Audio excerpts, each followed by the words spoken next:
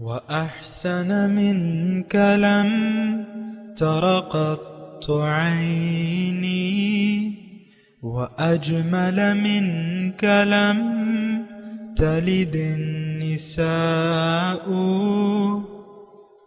خلقت مبرأ من كل عيب خلقت مبرأ من كل عيب كأنك قد خلقت كما تشاء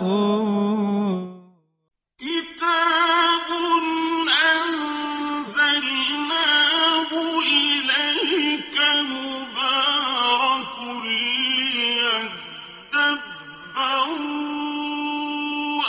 آياته وليتذكر أولو الألباب۔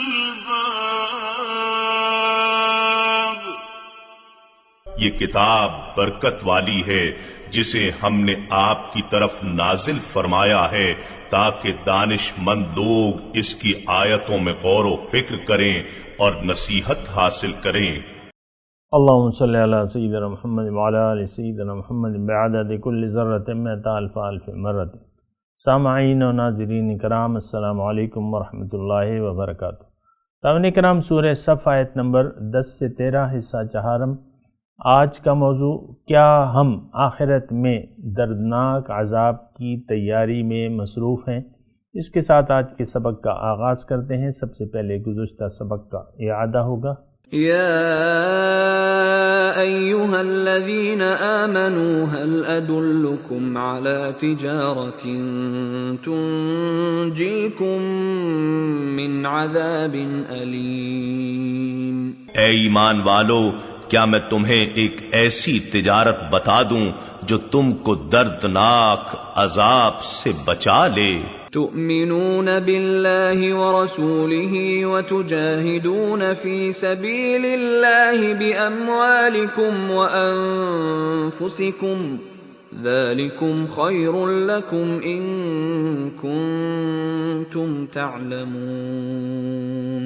وہ یہ ہے کہ تم اللہ پر اور اس کے رسول صلی اللہ علیہ وآلہ وسلم پر کامل ایمان رکھو اور اللہ کی راہ میں اپنے مال و جان سے جہاد کرو، یہی تمہارے حق میں بہتر ہے اگر تم جانتے ہو۔ یغفر لکم ذنوبکم ویدخلکم جنات تجری من تحتها الانہار ومساکن طیبۃ فی جنات عدن ذلک الفوز العظیم۔ وہ تمہارے گناہوں کو بخش دے گا اور تمہیں جنتوں میں داخل فرمائے گا جن کے نیچے سے نہریں جاری ہوں گی، اور نہایت عمدہ رہائش گاہوں میں ٹھہرائے گا جو جنات عدن یعنی ہمیشہ رہنے کی جنتوں میں ہیں۔ یہی زبردست کامیابی ہے۔ سامعین کرام، سورہ صف آیت نمبر 10۔ یا ایھا الذین آمنوا، اے ایمان والو، ہل ادلکم، کیا میں تمہیں ایسی تجارت بتاؤں؟ تنجیکم من عذاب علیم، جو تمہیں دردناک عذاب سے نجات دے دے۔ کیا؟ تؤمنون باللہ ورسولہ، تم ایمان لے آؤ اللہ پہ اور اس کے رسول پہ۔ وتجاہدون فی سبیل اللہ باموالکم وانفسکم، اور اللہ کی راہ میں جہاد کرو اپنے مال و جان سے۔ ذالکم خیر لکم ان کنتم تعلمون، یہ بہتر ہے تمہارے لیے اگر تم جانو۔ سامعین کرام، کامیابی، بڑی کامیابی کی نوید ہے، خوشخبری ہے، ذالک الفوز العظیم۔ اور پھر دردناک عذاب سے نجات کی بھی نوید ہے ان دو کاموں میں جو اللہ تعالیٰ یہاں ہمیں بتا رہے ہیں، سکھا رہے ہیں۔ تؤمنون باللہ ورسولہ وتجاہدون فی سبیل اللہ باموالکم وانفسکم، کہ تم اللہ پہ اور اس کے رسول پر ایمان لے آؤ اور محنت کرو اللہ کی راستے میں اپنے مال و جان کے ساتھ۔ یعنی مال و جان کا مطلب کیا ہے؟ جو ہمارے پاس ہے، ہمارے پاس اپنی جان ہے اور اللہ کا عطا کیا ہوا مال ہے، خرابی اس وقت پیدا ہوتی ہے سامعین کرام کہ انسان اپنے آپ کو ڈسکور نہیں کرتا، دریافت نہیں کرتا کہ میں ہوں کیا چیز اور کس لیے ہوں۔ بنیادی خرابی کی شروعات یہاں سے ہوتی ہیں کہ یہ اپنے آپ کو پہچان نہیں پاتا کہ میں کون ہوں، کیا ہوں، کس لیے ہوں، کہاں جانا ہے۔ یہ سارے وہ سوالات ہیں جو ہمارے سامنے نہیں ہیں۔ ہمارے سامنے جو سوالات ہیں وہ آپ کو معلوم ہے کہ ہمارے سامنے بعض چیزیں چمک رہی ہیں اور اس کی چمک نے ہماری آنکھوں کو اندھا کر دیا ہے کہ کچھ اور دیکھ ہی نہیں پا رہا ہے سوائے اس چمک کے۔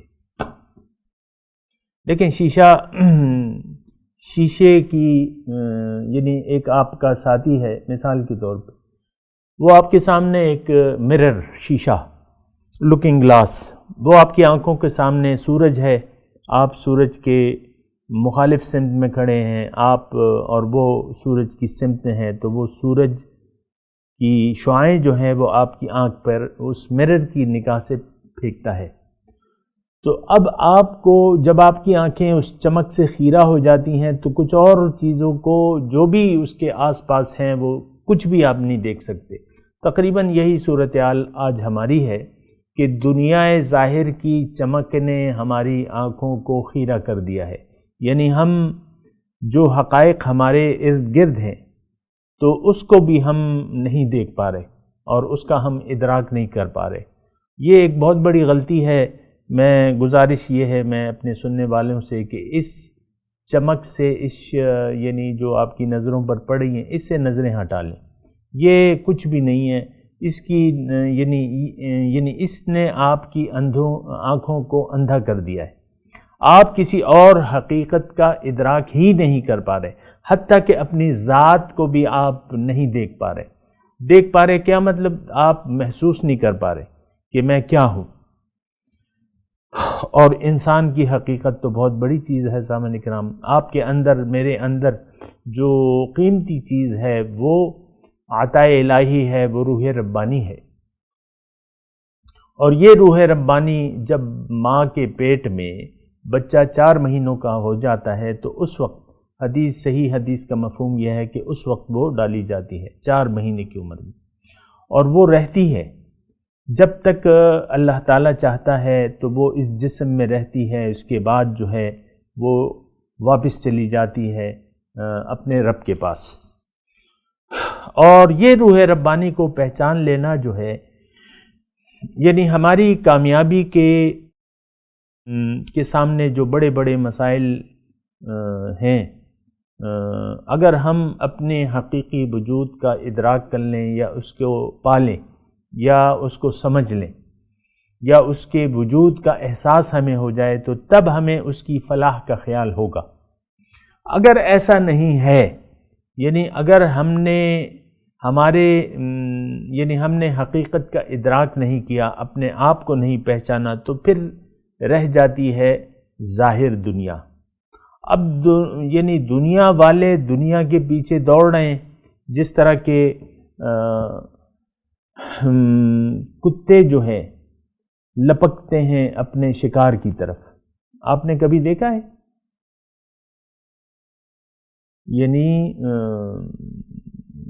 بعض اوقات یہ ہوتا ہے نا کہ کتے ہیں یا وہ ہوتا ہے جو گیدڑ ہوتا ہے، گیدڑ بھی مطلب شکاری جانور ہے اور وہ بھی یعنی شکار کر لیتے ہیں۔ مثال کے طور پہ گیدڑوں کا 5 گیدڑوں کا ایک گروپ ہے، وہ ایک شکار، اس نے ایک لومڑی کو دیکھا یا خرگوش کو دیکھا مثال کے طور پہ۔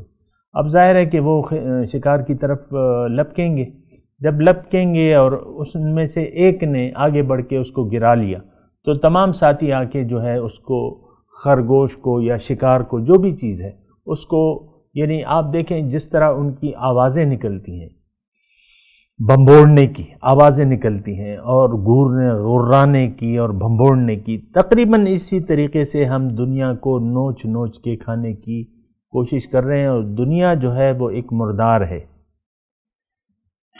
دنیا کی حیثیت دیکھیں، اللہ کی یاد اگر نہ ہو تو اس دنیا کی حیثیت جو ہے ایک مردار کسی ہے، اور مردار کو کھانا حرام ہوتا ہے، لیکن ہمیں اس کی پرواہ نہیں ہے کہ یہ مردار ہے کہ نہیں ہے، جائز ہے کہ ناجائز ہے۔ آپ دیکھیں ہمارے عام جس معاشرے میں میں اور آپ رہ رہے ہیں، تو اس میں اکثر یہی ہے کہ لوگوں کو اس بات کی پرواہ نہیں ہوتی کہ میں جو بات کر رہا ہوں وہ جھوٹ ہے کہ سچ ہے، جو مال کھا رہا ہوں وہ حلال ہے کہ حرام ہے۔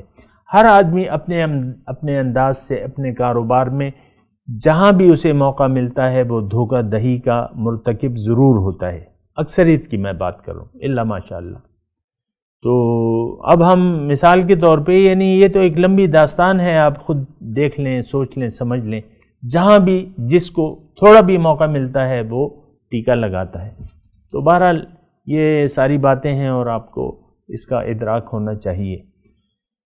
تو سامعین کرام، یہ جو آیت ہے تؤمنون باللہ ورسولہ، کہ تم ایمان لے آؤ اللہ پہ اور اس کے رسول پہ، وتجاہدون فی سبیل اللہ باموالکم وانفسکم، اور تم محنت کرو اللہ کی راہ میں اپنے مال و جان کے ساتھ۔ یہ جو کیفیات ہیں دو، یا جو اللہ تعالی ہمیں طریقہ کار بتا رہے ہیں دردناک عذاب سے نجات کا اور جنت میں داخلے کا جو پروگرام اللہ تعالی ہمیں بتا رہے ہیں، اگر ہم عام معاشرے میں دیکھنے کی کوشش کریں تو یہ رویے ہمیں نہیں ملتے۔ ہر شخص کا مقصود تقریباً دنیا بن چکا ہے، اور اور دنیا کے لیے پھر یہ جد و جہد اور کوشش میں مصروف ہے۔ اللہ کسی کی منزل نہیں ہے۔ اس آیت میں تھوڑا سا آپ محسوس کریں کہ بھئی اللہ کا راستہ، تجاہدون فی سبیل اللہ، اللہ کا راستہ، اس میں بجائے خود وضاحت ہوتی ہے کہ ہمارا راستہ کون سا ہونا چاہیے، اور اس میں یعنی اس بات کی بھی وضاحت ہوتی ہے کہ تمہاری منزل ہے کیا۔ یہ تھوڑا سا آپ سوچیں اور سمجھیں نا۔ میں تو آپ کو یہ کہہ رہا ہوں کہ دعوت فکر ہے۔ دیکھیں، سبیل اللہ کی، راستہ اللہ کا۔ اب جو کوئی بھی راستہ ہو اس کی ایک منزل ہوتی ہے، اور ہر راستہ اپنے منزل سے منسوب ہوتا ہے۔ پنڈی کا راستہ، اسلام آباد کا راستہ، مری کا راستہ، اللہ کا راستہ، سبحان اللہ۔ اللہ کا راستہ اب یہ ہے کہ اللہ کے راستے پر کوشش کون کرے گا؟ جس کا مقصود اللہ ہو، جس کا مقصود اللہ ہی نہ ہو، اپنی خواہشات نفس ہو، دنیا ذلیل ہو، لعنتی دنیا ہو، وہ کیا جانے اللہ کا راستہ اور اللہ۔ یہ بھی تو آپ نے سوچنا ہوگا نا۔ تو تؤمنون باللہ ورسولہ وتجاہدون فی سبیل اللہ باموالکم وانفسکم، کہ تم ایمان لے آؤ اللہ پہ اور اس کے رسول پہ، اور محنت اللہ کے راستے میں کرو۔ ہماری محنت کا محور جو ہے وہ دنیا ہے۔ عام طور پہ میں آپ خود دیکھ لیں کہ آپ جس معاشرے میں رہ رہے ہیں اس کی محنت کا محور جو ہے اللہ ہے کہ دنیا ہے۔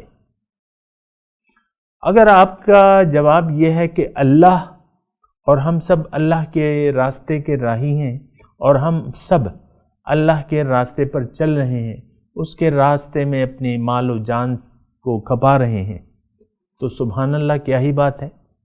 لیکن روئے زمین پر آپ مجھے ایسے اشخاص کی جماعت نہیں بتا سکتے کہ جو اللہ جن کی منزل ہو، اللہ کے راستے پر وہ چل رہے ہیں اور اپنا مال و جان یعنی دنیا کو اللہ کے لیے استعمال کر رہے ہوں یا اللہ کی مرضی سے استعمال کر رہے ہوں۔ تو پھر یہ ہے نا کہ یہ باتیں جو ہیں یہ ذرا بگڑ جاتی ہیں، اور ہمارا جو کامیابی کا معیار ہے، گزشتہ سبق میں میں نے بتایا تھا، یہاں بھی اللہ تعالیٰ ہمیں بتا رہا ہے کہ بھئی ذالک الفوز العظیم، آیت نمبر 12 میں، یہ بڑی کامیابی ہے۔ اب بڑی کامیابی تو آپ مجھے بتائیں۔ یہ دیکھیں، میں آپ سے اس لیے پوچھ رہا ہوں کہ آپ میرے ساتھ شریک گفتگو ہیں۔ معنوی طور پہ میں آپ سے بات کر رہا ہوں، آپ میرے بات کو سن رہے ہیں، آپ مجھے بتائیں کہ ہماری کامیابی کا محور، ہم بڑی کامیابی کس کو سمجھتے ہیں؟ اللہ تعالیٰ بڑی کامیابی کس کو بتا رہا ہے؟ یہ بس تھوڑا سا آپ نے سوچنا ہوگا، لمحہ فکریہ ہے۔ بہرحال میں آگے چلتا ہوں، اور اس آیات کا جو ہے لب لباب یہ ہے کہ اگر تم اے انسان، میں تھوڑا سا اپنے الفاظ میں اس مضمون کو بیان کر کے آگے چلوں گا کہ اے انسان، اللہ تعالیٰ ان آیات پہ ہم سے یہ کہہ رہا ہے کہ اے انسانوں، اے مومنوں، تم نے تو ایک جھوٹا دعویٰ کر لیا ہے۔ میں تھوڑی سی جسارت کر رہا ہوں اپنے الفاظ میں، تم نے تو غیر مخلصی کے انداز میں ایک دعویٰ کر لیا ہے، اور جو تم کہتے ہو وہ کرتے نہیں ہو۔ تم ایسا کرو کہ میں تمہیں ایک تجارت بتاتا ہوں، اگر تمہارا یہی رویہ رہا، اے مومنو، اگر تمہارا یہی رویہ رہا کہ تم جو کہتے ہو اس کو کرتے نہیں ہو، تو تمہیں دردناک عذاب سے کوئی چیز بچا نہیں سکتی۔ دردناک عذاب سے تمہیں کوئی چیز بچا نہیں سکتی۔ اے مومنو، اے زبانی دعویٰ کرنے والو، اے وہ لوگو جن کی قول اور فعل میں تضاد ہے، جو کہتے ہیں وہ کرتے نہیں ہیں، جو کہتے ہیں ہم مسلمان ہیں اور ہم مومن ہیں، لیکن ایمان نہ ان کے دلوں میں ہے، نہ اس کے تقاضے پورا کرنے کی کوشش کرتے ہیں وہ۔ اب دیکھیں، تقاضا تو وہی شخص پورا کرے گا نا جس کے دل میں ایمان ہو۔ ہم کیا جانیں ایمان کے تقاضے؟ کیا آپ سے کسی نے اس ساری جو زندگی ہے آپ کی، میری سامعین میں مجھے معلوم ہے کہ کم عمر بھی ہے، زیادہ عمر، ظاہری عمر 70 سال، کبھی آپ سے کسی نے پوچھا ہے کہ ایمان کا تقاضا کیا ہے؟ کبھی ان 70 سالوں میں کبھی کسی نے یہ پوچھا ہے کہ ایمان کا تقاضا کیا ہے؟ نو۔ دنیا کے بارے میں تو پوچھا ہوگا، اور آپ نے بھی مشورہ دیا ہوگا کہ بھئی فلانے کام میں بڑا فائدہ ہے، فلانا کام شروع کر لو، پیسوں کی ریل پیل شروع ہو جائے گی۔ تو بہرحال میں آپ کو یہ کہہ رہا ہوں کہ اللہ تعالیٰ اس آیت میں یہ فرما رہا ہے کہ دیکھو اے مومنو، اے زبانی دعویٰ کرنے والو، اے وہ لوگو جو کہتے ہو وہ کرتے نہیں، تم اپنے دین میں اخلاص پیدا کر لو اور مجھ سے ایک ڈیل کر لو۔ اپنی زندگی کو، اپنے آپ کو پہچانو اور مجھے اپنی منزل بنا لو، اور میرے راستے میں اپنی زندگی کو کھپا دو، مال و جان کو میرے زندگی۔ اگر تم یہ کر لو گے تو تم دردناک عذاب سے نجات پالو گے یقینی طور پہ۔ اور یہ ایسا کرنا جو ہے، اللہ تعالیٰ فرماتا ہے کہ ذالکم خیر لکم، یہ بہتر ہے تمہارے لیے، ان کنتم تعلمون، اگر تم جانو۔ تو دیکھیں یہاں اس آیت میں ذالکم خیر لکم، یہ بہتر ہے۔ اب بہتر تو ہم کس چیز کو قرار دیتے ہیں کہ دنیا، اور کم سے کم وقت میں زیادہ سے زیادہ ہم دنیا کو اپنا لیں اور دنیا میں داخل ہو جائیں، دنیا کو منزل بنا کے دنیا کے پیچھے لیونوں کی طرح دوڑتے رہیں، اور اس کو یعنی وہ شکاری کتے ہیں جو مردار کی طرح ایک شکار کو بھنبوڑتے ہیں، اس طریقے سے ہم دنیا کو حاصل کر لیں، ہم اس کو بہتر سمجھتے ہیں۔ لیکن اللہ تعالیٰ فرماتا ہے نہیں، ایسی بات نہیں ہے، یہ چیز جو ہے بہتر ہے۔ ذالکم خیر لکم، یہ بہتر ہے تمہارے لیے۔ تم اگر اللہ کی رحمت اور اس کے فضل کی طرف دوڑو، ساریو الی مغفرۃ من ربکم وجنۃ عرضھا کعرض السماء والارض، دوڑو رب کی بخشش اور اس کی جنت کی طرف جس کی عرض جو ہے وہ آسمان اور زمین کے برابر ہے، تو اس کی طرف ہمیں دوڑنے کا کہا جا رہا ہے، ہمیں اس کی طرف فرار کا کہا جا رہا ہے۔ فَفِرُّوا إِلَى اللَّهِ، فرار ہو جاؤ اللہ کی طرف۔ فرار کا مطلب آپ کو معلوم ہے، دوڑنا، اور یعنی دوڑ لگانا، فرار۔ یعنی دیکھیں فرار کا مطلب یہ بھی تھوڑا سا میں اگر یعنی آپ کو یہ کہوں کہ سمجھنے کے لیے اتنی اچھی مثال تو نہیں ہے، لیکن آپ کی ایک دکان ہے، اس میں ایک شخص نے چوری کر لی آپ کے آنکھوں کے سامنے، آپ نے اس کو چوری کرتے دیکھ لیا اور وہ چوری کا مال جو بھی اپنے پوٹلی میں باندھ کے بھاگ رہا ہے آپ نے اس کے پیچھے دوڑ لگا دی اور اس نے بھی دوڑ لگا دی، اب دوڑ کا مقابلہ ہے، یہ کہتے ہیں فرار، چور فرار ہو گیا۔ ہم نے بھی دنیاوی خواہشات کو چھوڑ کے اللہ کو منزل بنا کے اللہ کے راستے پر فرار اختیار کرنا ہے، کس چیز سے؟ خواہشات دنیا سے۔ دیکھیں ترک دنیا کا میں آپ کو یہ نہیں کہہ رہا، یہ بات ذرا نوٹ کر لیں، ترک دنیا نہیں، اللہ کی طرف فرار، خواہشات دنیا کو چھوڑ کے اور اللہ کو منزل بنا کے اللہ کے راستے پر دوڑنے کو کہتے ہیں۔ اللہ تعالیٰ فرما رہا ہے یہ بہتر ہے تمہاری، یہ فرار تم اگر اختیار کرو گے یہ تمہارے لیے بہتر ہے، اللہ کو منزل بنا کے۔ فرار کے لفظ تو دوسری آیت میں آئے، میں تو یہاں بالکل آیت کا مضمون بیان کروں گا کہ ایمان باللہ حقیقی طور پہ اور اس کے رسول پر اور اس کی راستے میں پھر محنت، جو کچھ بھی تمہارے پاس اللہ کی عطا موجود ہے وہ اس کو خرچ کرو، تم محنت کرو اس سے۔ اب ہوگا کیا؟ یغفر لکم ذنوبکم ویدخلکم جنات تجری من تحتها الانہار، ایک تو یہ کہ تمہارے گناہ بخش دے گا اللہ تعالیٰ۔ اب ظاہر ہے کہ انسان کمزور ہے، ہر ایک انسان سے کچھ نہ کچھ خطا تو ہوتی ہے، لیکن خطا، سب سے بڑی خطا کا بھی میں آپ کو بتاؤں کہ سب سے بڑی خطا کیا ہے۔ دیکھیں ہمارے ذہن میں جو گناہ کا تصور ہے وہ بہت چھوٹا ہے، کم تر ہے، کہ بھئی جھوٹ، وہ یعنی عام طور پہ والدین کہتے ہیں کہ بھئی سچ بولا کرو اور چوری نہ کیا کرو، کسی کا مال چوری نہ کرو، اور بچوں کو جس طرح ہم سمجھاتے ہیں نا، تو بڑے ہو کے پھر وہ تھوڑا سا پیمانہ تھوڑا سا وسیع ہو جاتا ہے کہ بھئی زنا نہ کرو، بالغ ہو گئے ہو، پرائی عورتوں کو نہ دیکھو، مثال کے طور پہ شراب، نشہ، یہ وہ ہے نا، اس سے پرہیز کرو۔ ایسی بات نہیں ہے، یہ مفہوم تو ضرور ہے، یہ تمام کام افعال بد تو ہیں، لیکن یہ مجموعہ نہیں ہے۔ مجموعہ کیا ہے؟ گناہ کا مجموعہ، اور بنیادی گناہ کیا ہے کہ انسان بالغ ہو جائے اور وہ اپنی منزل کو بھلا کر، حقیقی منزل کو بھلا کر ایک دھوکے کی چیز کو اپنی منزل بنا لے۔ دھوکے کی چیز کیا ہے؟ دنیا کو اپنی منزل بنا کے دنیا کے راستے پر ہم سب دوڑ رہے ہیں، ہم سب دوڑ رہے ہیں۔ یہ بڑی افسوسناک بات ہے۔ بہرحال ہر ایک کے ساتھ اللہ تعالیٰ حساب کتاب لے گا اور وہ اللہ تعالیٰ بہتر جانتا ہے اپنے بندوں کے حال سے۔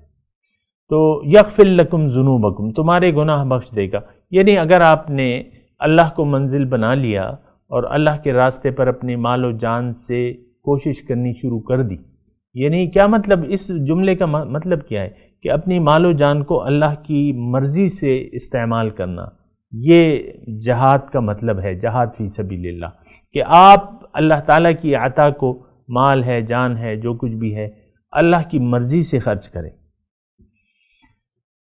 اور تو پھر کیا ہوگا؟ یغفر لکم ذنوبکم، اللہ تعالیٰ تمہارے گناہ بخش دے گا، ویدخلکم جنات تجری من تحتها الانہار، اور تمہیں داخل کرے گا ایسے باغات میں جس کے نیچے نہریں بہہ رہی ہیں، ومساکن طیبۃ۔ اب دیکھیں یہ اس فیصلے کے جو آپ نے کیا ہے اس کے اثرات کیا ہوں گے۔ ایک تو یہ شروع میں اللہ تعالیٰ نے فرمایا کہ میں تمہیں دردناک عذاب سے نجات دے دوں گا۔ وہ دردناک عذاب کی تفصیل آپ کو معلوم ہے سامعین کرام، آپ کو معلوم تو ہے، سنتے تو ہیں، لیکن آپ کو اندازہ نہیں ہے کہ کس قسم کا عذاب ہوگا۔ اس کی تفاصیل یا نمونہ جو ہے قرآن میں اللہ تعالیٰ نے فرمایا ہے کہ وہ ایک آگ ہے، ایک بھڑکتی ہوئی آگ ہے، دردناک عذاب، اور اس میں آپ کو ڈالا جائے گا اور آپ کے جسم کو ایسا بنایا جائے گا کہ اس میں آپ جلنے کے قابل ہوں گے۔ یہ چھوٹا سا جسم نہیں، بہت بڑا جسم ہوگا۔ بہرحال وہ تو حقیقت وہاں جا کے ہی پتہ چلے گی، لیکن دردناک عذاب۔ اب ان کا کھانا پینا آپ دیکھ لیں، وہ ان شجرۃ الزقوم طعام الاسیم، زقوم کا درخت جو ہے، کانٹے دار درخت جو ہے، وہ آپ کا کھانا ہوگا، آپ کھائیں گے، مجبوری سے آپ کھائیں گے، پھر اس کے اوپر آپ پانی طلب کریں گے، اور وہ پانی اتنا گرم ہوگا جب آپ منہ کے قریب لائیں گے تو اوپر کا ہونٹ جو ہے اوپر پیشانی پہ کی طرف چلا جائے گا، بھاگ جائے گا، اور نچلا ہونٹ جو ہے، بڑے بڑے ہونٹ ہوں گے نا، یہ نہیں چھوٹے چھوٹے، اور نچلا ہونٹ جو ہے نیچے آ جائے گا، پھر بھی وہ پیے گا۔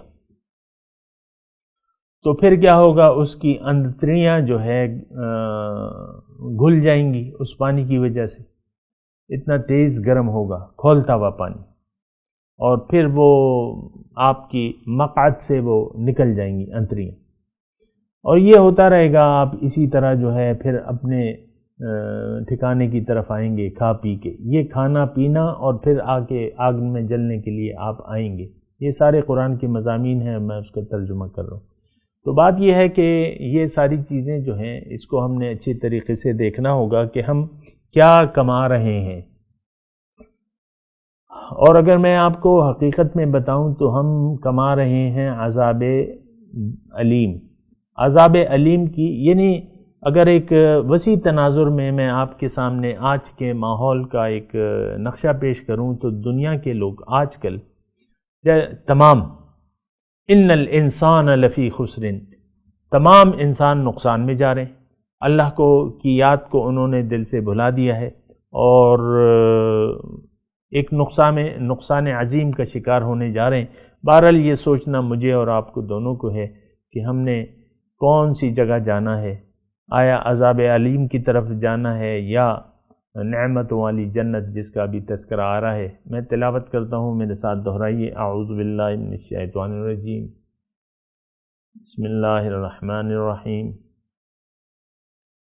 یا ایہا الذین آمنوا هل ادلکم علی تجارت تنجیکم من عذاب علیم۔